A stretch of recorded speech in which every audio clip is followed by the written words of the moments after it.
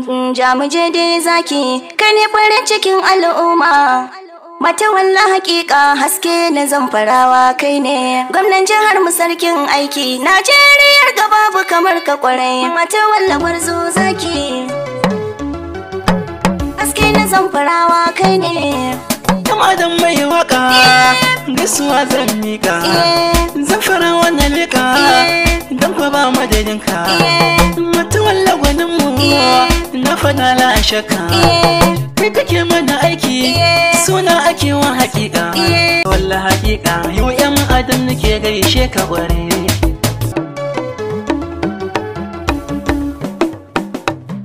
Mata walla warzo zaki haske na zamfarawa kai ne. kare ka saka ce Allah manzo rasuli ne ga atanka dan magore dauka hayanka ba mu bi wa ƴaƴan ku ka bare. Mata walla gwarzo zaki haske na zamfarawa kai ne.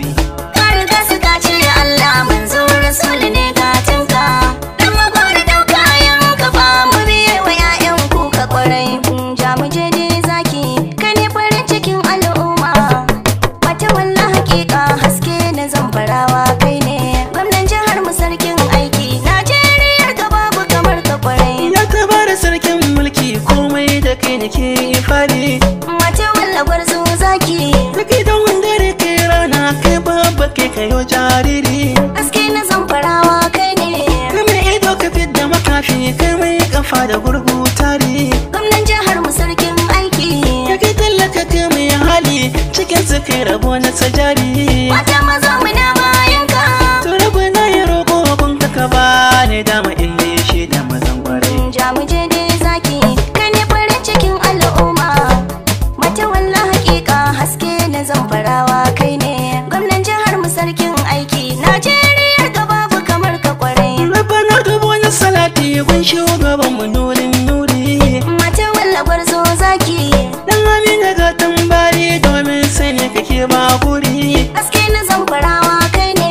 Kasa da alihi da sahabbai mabiyansa sun yi tsari.